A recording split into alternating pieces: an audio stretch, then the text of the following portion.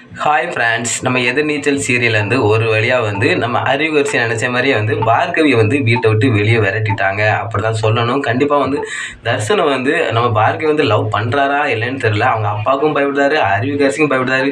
பயந்தா ஏன் லவ் பண்ணுறாரா? நீ லவ் பண்ணாமல் சும்மாவே இருந்துக்கலாம். லவ் பண்ண பொண்ணே நீ கல்யாணம் முடிக்கணும், அதான் திறமை. அல்லாட்டா நீ லவ் பண்ணே வேஸ்ட்டு அப்படி இப்படின்னு யாராங்களும் கீழே கமெண்ட் பண்ணிடுவேன். கண்டிப்பாக அவன் தைரியமாக இருந்து அந்த பொண்ணு தான் நான் லவ் பண்ணுறேன், அவளை தான் நான் கல்யாணம் முடிப்பேன், நீங்கள் என்ன பண்ணுங்க அப்படின்னு சொல்லி தொடங்கி விட்டுக்கிட்டு அப்படியே போகும்போது பின்னால் பாம்போல பார்த்துட்டு இருக்கான். அவங்களாம் ஒரு ஆள், மாலையும் மண்டையும் பாருங்கள்.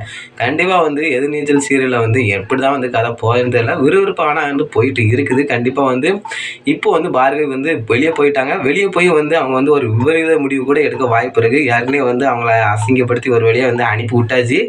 ஆனால் வெளியே போய் என்னென்ன பண்ண போகிறாங்கன்னு தெரில. ஒருவேளை சூசைட் கூட அட்டம் பண்ண வாய்ப்பு இருக்குது. ஆனால் கண்டிப்பாக அப்படி நடக்க வாய்ப்பு இல்லை. ஜனனி பக்கபலமாக இருக்காங்க. அதனால் அப்படி கொண்டு போக மாட்டாங்க. கண்டிப்பாக தர்சனுக்கும் பார்கவி திருமணம் நடக்கும் அப்படி தான் நினைக்கிறேன். மருமகள் எல்லாருமே தர்சனுக்கும் பார்கவி தான் கல்யாணம் முடிச்சு வைக்கணும் அப்படின்னு நினைக்கிறாங்க. அறிவுக்கரசி எப்படியாவது நம்ம தங்கச்சி இந்த தர்சன போய் கல்யாணம் முடிச்சு எல்லா சொத்தையும் நம்ம அமைக்க வச்சுக்கலாம் அப்படின்னு திட்டம் போடுறாங்க. ஆனால் ஆதிகுணசேன் என்ன பிளானோடு கல்யாணம் முடிச்சு கொடுக்க போகிறான்னு தெரியல. ஒருவேளை அந்த அறிவுக்கரசி சொத்தெல்லாம் நம்ம அமைக்கலாம் அப்படின்னு நினைக்கிறான்னு தெரியல.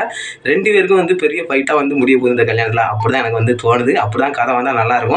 ரெண்டு பேரும் டப்பாக இருக்காங்க. ஒன்று ஆதிகுணசேன் மிரட்டுற நடிப்பு, அதேமாதிரி அறிவுக்கரசி அதுக்கு மேலே முண்டகன்லாம் உருட்டி அவங்க நடிப்புற நிரூபி இருக்க.